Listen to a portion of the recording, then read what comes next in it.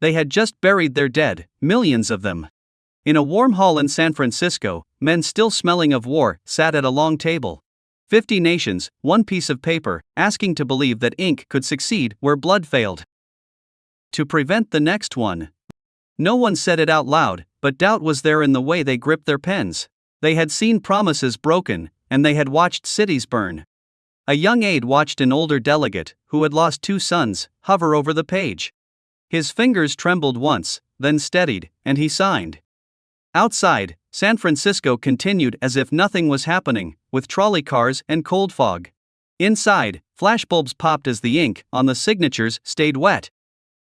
President Truman said this was their supreme chance, and the world must not fail. But some in the room understood something the cameras would never capture. Signatures are easy when the guns have just fallen silent. Keeping them when the guns want to speak again is something else entirely. 3 years later, the question returned in a form no one had imagined. Berlin was being strangled, not with bombs, but with silence. On the 24th of June, 1948, Soviet forces closed every road, rail line, and canal. 2.5 million people woke up to find food, coal, and medicine gone. Some generals wanted to send armored columns, while others called that madness. General Lucius Clay looked at the narrow air corridors and made a different choice. On the 26th of June, the first American plane lifted off carrying flour and powdered milk. The pilot did not know if this was historic or the beginning of a fire. He only knew the plane was heavy, the corridors were narrow, and fighters were nearby. In West Berlin, people climbed onto rooftops and waited. A mother stood with her daughter, listening to the sky for a different kind of engine. Those from years ago brought fire, but these were supposed to bring life. When the first plane appeared, low and laboring, the sound rolled across the city like something that did not belong in the world anymore. People stopped what they were doing and shaded their eyes. No one cheered at first. They had learned not to trust hope too quickly. At Tempelhof Airport, ground crews worked without speaking. Planes landed, were stripped of cargo in minutes, and took off again into the same dangerous sky. Every takeoff was another gamble. Every landing was proof that someone far away had decided these people would not be allowed to starve without a fight. The margins were terrifyingly thin. The aircraft were old, many had flown combat missions only a few years earlier. The pilots flew 2, sometimes 3 round trips a day. They slept when they could, they ate when someone remembered to bring them food. And every time they crossed into the corridors, they knew that one mistake, one mechanical failure, one political decision in Moscow to close the sky entirely, and everything would end. In the city below, rations were cut again and again. People burned furniture for heat even though it was summer. Children learned the different engine sounds the way other children learned birdsong. A little girl on a rooftop pointed every time a plane passed and whispered to her mother, "They came again today." Her mother did not answer.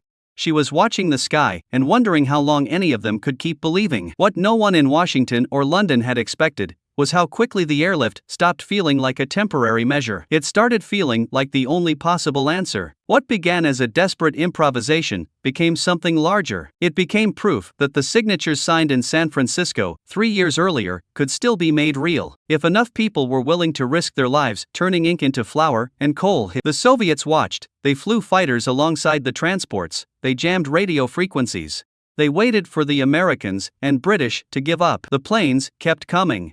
Day after day, week after week, the sound of engines became the sound of a city refusing to disappear. And then, slowly, something shifted in the way the world understood power. It was not tanks rolling down the Autobahn that kept Berlin alive. It was ordinary pilots in old planes, flying through narrow corridors, choosing to keep going when turning back would have been easier. The blockade ended in May of 1949, but the deeper division did not. 15 years later, on another June 26, that division had become something you could touch. The Berlin Wall. John F. Kennedy arrived in West Berlin on a clear morning. Earlier that day, he had stood on a viewing platform near the wall and looked across into the eastern sector through binoculars. He saw the death strip, the guard towers, the emptiness where streets used to connect. He saw a woman pushing a baby carriage appear briefly on the other side, before she was waved away by soldiers. He lowered the binoculars and said nothing for a long moment. That afternoon, he stood on the steps of Schöneberg City Hall. More than 100,000 people filled the square and the streets beyond it.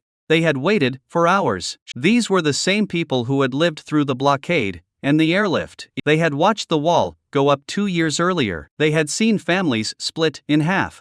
They had seen people shot trying to cross. They were not in the mood for empty speeches. Kennedy began slowly. He spoke of the ancient world and the proudest boast a free man could once make. Then, he gave them something new. 2,000 years ago, the proudest boast was Civis Romanus Sum. Today, in the world of freedom, the proudest boast is Ich bin ein Berliner. The translator beside him repeated the line in German. For one long second, the enormous crowd did not react. Then, the sound that rose was not cheering.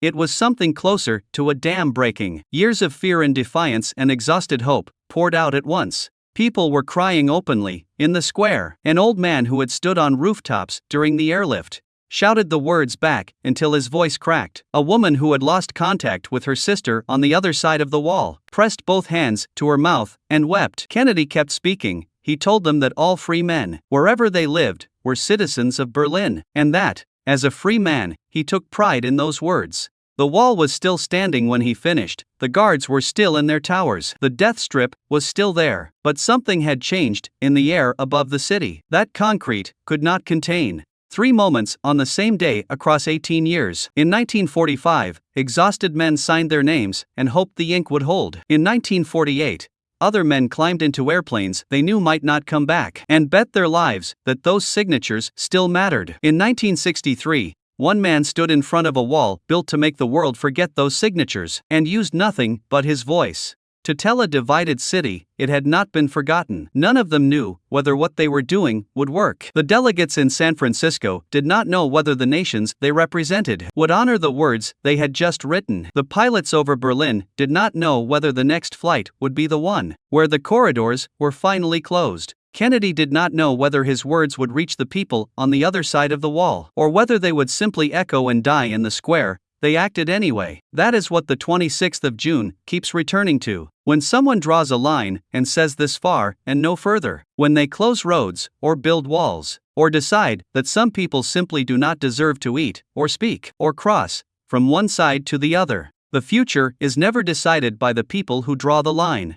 It is decided by the ones who refuse to accept that the line is the end of the story. Sometimes that refusal looks like a fountain pen touching paper, while the world still smells of smoke. Sometimes it looks like an old transport plane climbing into a dangerous sky, with flour in its belly. Sometimes it looks like a single sentence spoken in a square full of people who have every reason to stop believing in sentences. The tools change, the courage required does not. Somewhere in the world at this exact moment, new lines are being drawn.